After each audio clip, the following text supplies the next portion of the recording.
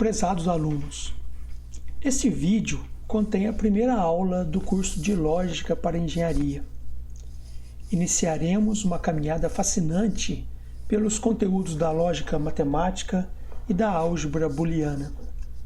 Neste curso, vocês darão os primeiros passos, mais essenciais, para o bom desempenho em diversas outras disciplinas da graduação que vocês estão fazendo, como, por exemplo, aquelas disciplinas relacionadas à programação de computadores e também a de circuitos digitais. Portanto, o conteúdo deste curso oferecerá base tanto para disciplinas das áreas de software quanto para aquelas de áreas relacionadas ao hardware. Na aula de hoje, introduziremos o assunto lógica proposicional, apresentando o que são proposições, operações lógicas sobre essas proposições e tabelas verdade. Na segunda parte deste vídeo, trataremos dos temas tautologias, contradições e equivalências lógicas. Vamos lá? Para que a gente possa ordenar e começar essa caminhada, aos poucos vocês vão percebendo todos aqueles elementos ao longo do nosso semestre. Nós vamos começar com a lógica formal e dentro da lógica vamos começar com os elementos mais simples da lógica, que é a álgebra das proposições. E é quase um processo algébrico de operações matemáticas que a gente atua dentro de um conjunto onde o dado é um conjunto, é um valor lógico. O valor lógico é um valor que tem um valor, só pode ser verdade ou falso. Então a gente vai ordenar isso nesse primeiro momento, tratar um pouquinho dessa álgebra das proposições. Então vamos primeiro definir o que é uma sentença. Uma sentença ou proposição, então a álgebra das sentenças ou álgebra das proposições, é uma afirmação, uma frase, só pode ter valor verdade ou valor falso. Então, nos exemplos, 200 é igual a 50. Nós sabemos que isso é falso, né? Mas é uma afirmação que pode, esse valor, se eu perguntasse qual é o valor dessa nota, uma pergunta desse tipo não tem um valor lógico, né? Porque eu não sei, porque essa frase não pode ser atribuída a essa frase um valor verdadeiro ou um valor falso. Então, tudo aquilo que pode ser atribuído um valor verdadeiro ou falso está dentro desse contexto da álgebra das proposições e é uma proposição. Então, existem formas de vida em outros planetas. Eu gosto dessa frase porque ainda não foi provado que isso existe. Tem gente que acredita que existe. Tem gente que já até viu extraterrestre. É um direito da pessoa. Pode ser verdade. Mas eu não tenho elementos ainda para confirmar. Mas eu tenho como saber se essa frase é verdadeira ou falsa. Quer dizer, a frase em si é uma proposição válida. Porque isso é verdade ou é falso. Mesmo que eu não tenha a resposta dessa questão, a frase em si está dentro desse contexto de valer verdadeiro ou falso. A Terra é quadrada. E assim por diante, né? Então, uma sentença que tem um valor verdadeiro ou falso é uma proposição. Vocês vão ver que quando a gente parte por formalismo, eu não estou tão preocupado, por exemplo, se a Terra é redonda, se a Terra é quadrada. Uma frase dessa, daqui a pouco eu posso simplesmente falar a variável x. A variável x é uma variável lógica. Então, se ela é uma variável lógica, ela vai valer verdadeiro ou falso. E aí, o que x representa, aí já é um segundo ponto, um segundo momento, né? Já sai um pouco de formalismo. Se x representa a Terra ser redonda, ela vai ter um valor verdadeiro ou falso. Então, a gente vai, aos poucos, trabalhando mais na estrutura da composição algébrica, saindo um pouco do contexto onde aqui a gente pode aplicar aquela ideia de proposição, mas partindo aí nesse primeiro momento desse formalismo das estruturas. E aí a gente vai perceber que se eu tenho uma sentença, uma proposição, eu tenho uma outra sentença, as duas são sentenças, portanto, as duas têm valores lógicos, eu posso combinar, fazer uma operação que junte essas duas sentenças, criando uma nova sentença que vai ter o valor, que por ser uma sentença lógica, essa nova sentença vai ter um valor lógico ou vai ter um valor verdade. Sempre uma proposição tem um valor verdade ou lógico, senão não é uma proposição. Então a álgebra da proposição é o mecanismo que a gente tem de juntar proposições.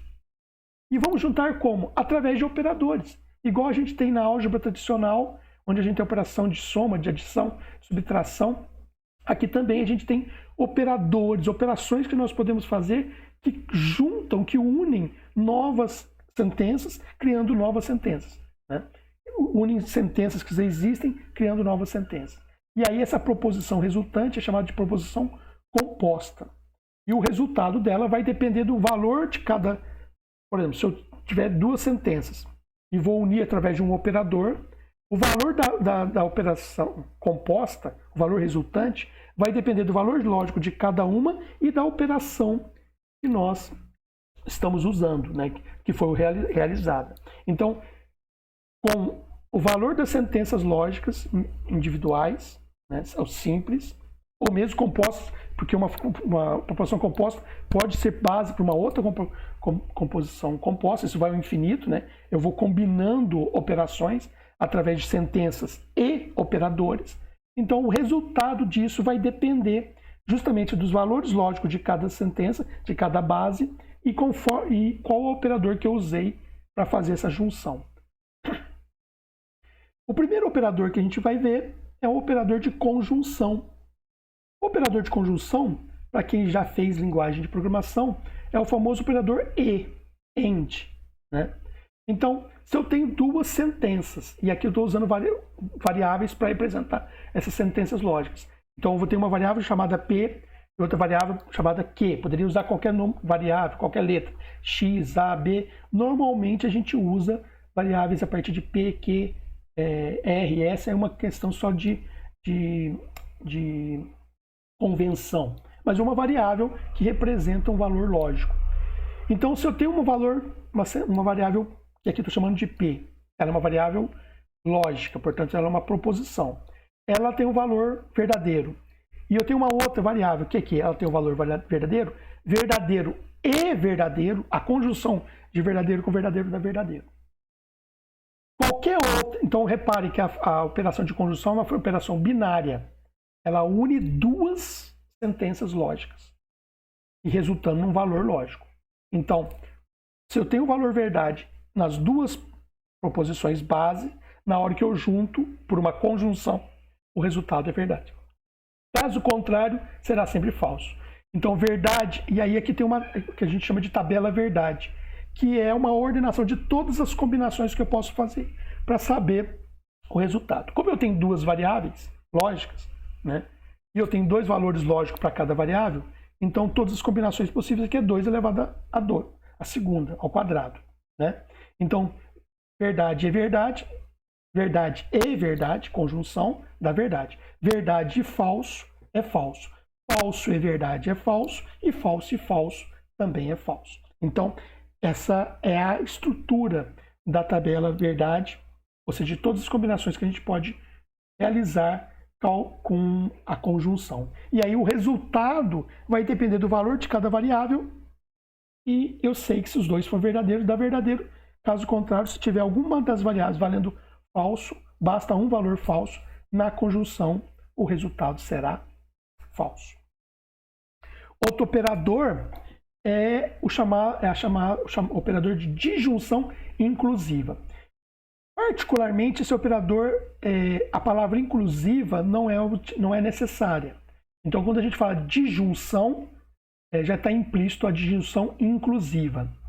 E aí o símbolo é esse V, né? Como se fosse uma letra V.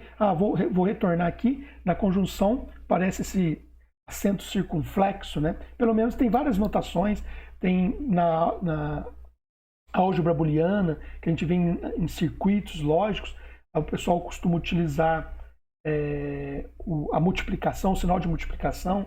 Então tem vários símbolos para representar. Nós vamos usar o símbolo formal da matemática, que é esse símbolo que parece um triângulo, um circunflexo. Essa é a conjunção, a disjunção é o símbolo ao contrário, virado para cima, como se fosse uma letra V. Então, aqui já é o seguinte, é uma disjunção inclusiva. Basta que um dos valores seja verdade para que o resultado da composição seja verdadeiro.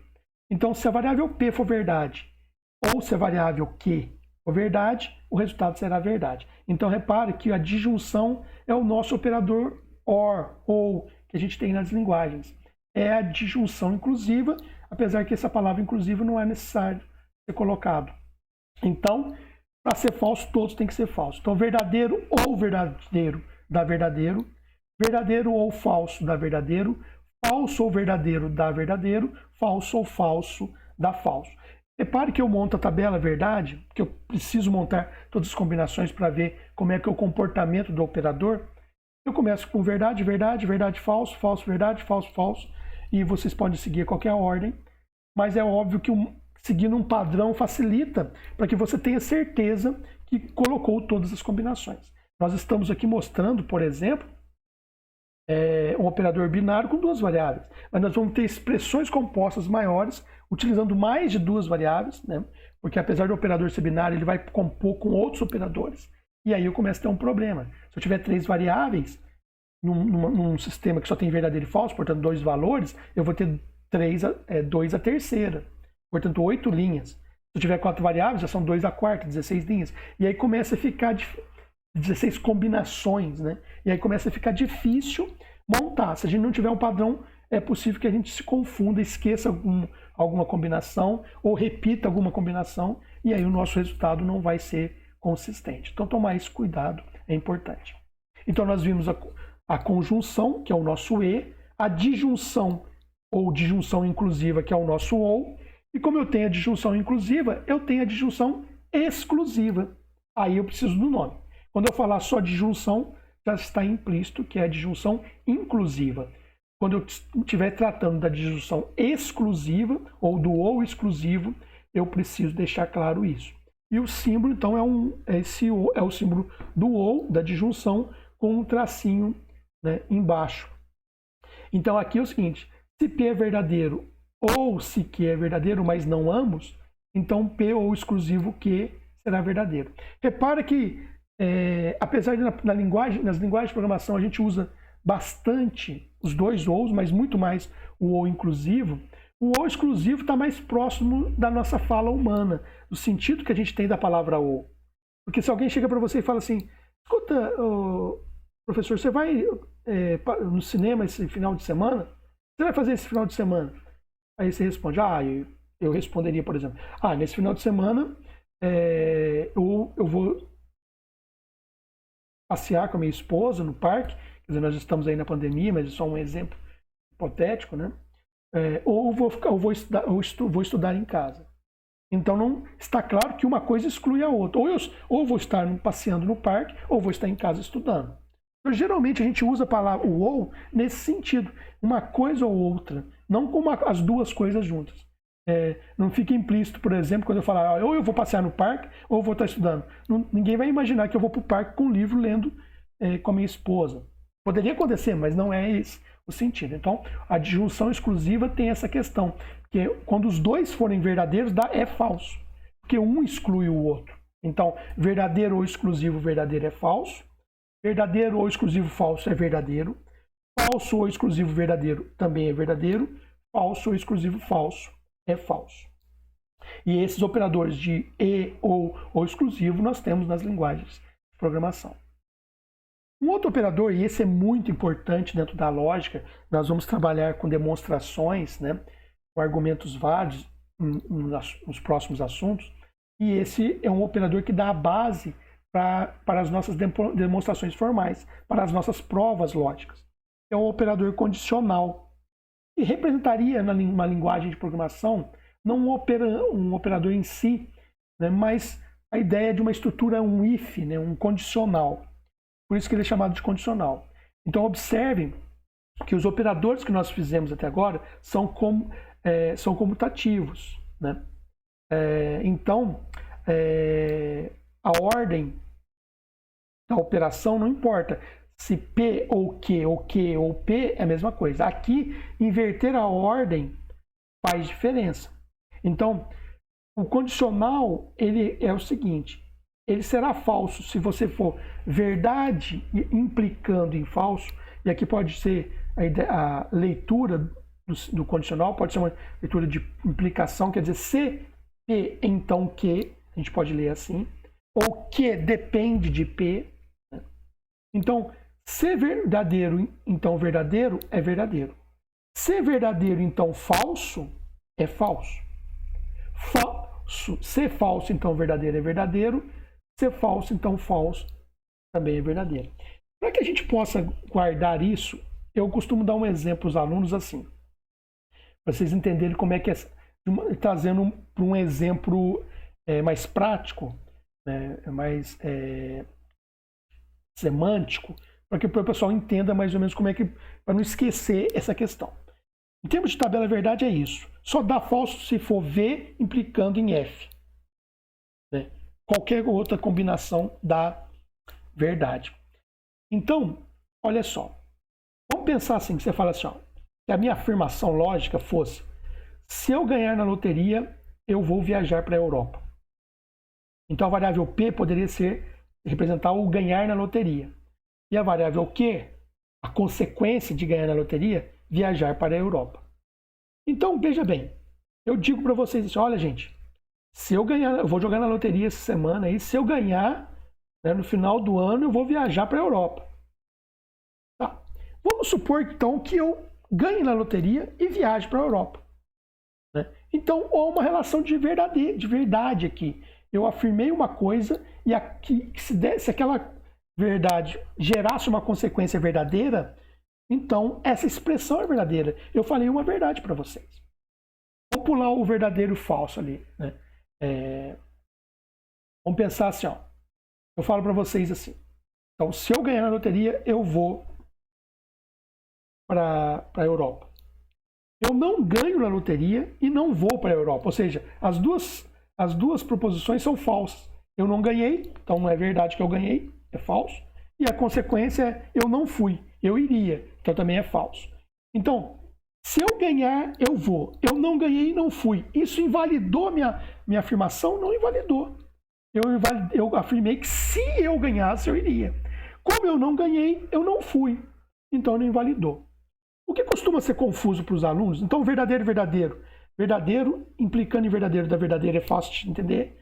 Falso implicando em falso também dando verdadeiro também é fácil de entender, né? Porque a consequência para ser verdade é que a causa seja verdadeira. Então isso é fácil de entender. Se a causa é falsa, a consequência sendo falsa é fácil de entender. Mas os alunos têm um pouco de dificuldade de entender quando a causa e a consequência variam de valor lógico. Então vamos pegar o caso assim. Eu falo para vocês, então, se eu ganhar na loteria, eu vou para a Europa. Eu não ganho na loteria, mas vou para a Europa. Quer dizer que a frase original estava errada? Porque pode ser que eu peguei um empréstimo, quer dizer, eu queria tanto ir para a Europa que se eu ganhasse eu iria. Mas eu não ganhei e fui assim mesmo. Então o fato de ser falso não invalida a consequência. Né? Eu disse que se eu ganhasse eu iria. Como não aconteceu que a causa foi falsa, a consequência não importa. Não invalidou a expressão. Então continua sendo verdadeiro. Agora, se eu disser, se eu ganhar na loteria, eu ganho e não vou, então o que eu afirmei era falso. Então, é uma forma de pensar que eu acho que facilita vocês guardarem essa tabela. E essa tabela é importante porque como ela não é comutativa, então verdadeiro implicando em falso é falso, mas falso implicando em verdadeiro é verdadeiro. Então, prestar atenção nisso. E nós temos o operador bicondicional, que é, né, um pouquinho diferente. É como se fosse duas condições. No anterior tinha P implicando em Q. Aqui é como se fosse só CP em C somente C, P e Q. P, C somente C, Q. Então a ideia aqui é o seguinte. Quando os dois valores tiverem o mesmo, as duas proposições tiverem o mesmo valor lógico, o valor é verdade, porque um implica no outro. Então há uma equivalência lógica aqui. Então se P e Q possuem o mesmo valor, o resultado dessa operação é sempre verdade. Se eles tiverem valor diferente, o resultado é falso. Então V, se somente C V, é V, ou seja, verdadeiro, se somente ser verdadeiro, é verdadeiro. Verdadeiro se somente ser falso, como eles são diferentes, falso. Falso se somente ser verdadeiro, também é falso. E falso se somente ser falso, verdadeiro. Então a gente viu vários operadores binários que precisam de duas sentenças lógicas para formar uma composição, né? Para compor uma nova sentença. Então a conjunção, que é o nosso E, a disjunção inclusiva ou disjunção, que é o ou, a disjunção exclusiva, que é o ou exclusivo, a implicação, que é o condicional, e o bicondicional. Mas nós temos um operador unário, que atua diretamente numa única proposição lógica, ou numa única variável. Então, que é a negação. Então, negar que uma coisa é verdade é dizer que ela é falsa. Da mesma forma que negar que algo é falso é afirmar que ela é verdadeira. Então, simplesmente é um complemento. Se P é verdadeiro, não P é falso. Se P é falso, não P é verdadeiro. O símbolo que nós utilizamos é esse símbolo que parece um til, né? Cobrinha aí, né? Esse til. Existem outros símbolos, né? Tem autores que usam, principalmente na lógica, na álgebra booleana, um apóstrofe. Então, o símbolo, o operador vem depois, né? Pós-fixado. Então, P é apóstrofe. Nós vamos usar essa notação pré-fixada. Existe também um operador que parece um meio retângulo tombado, que lembra também a negação. São todos símbolos de negação. Mas nós vamos usar esse símbolo aí, que é um símbolo mais tradicional.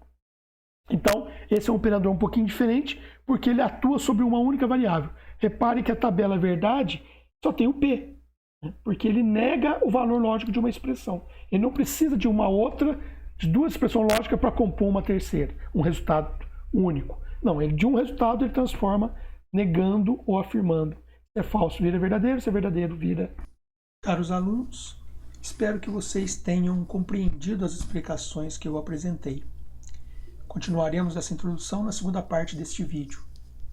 Por agora, o mais importante é que vocês leiam as notas de aula e façam os exercícios para validar o conhecimento adquirido. Até a próxima aula.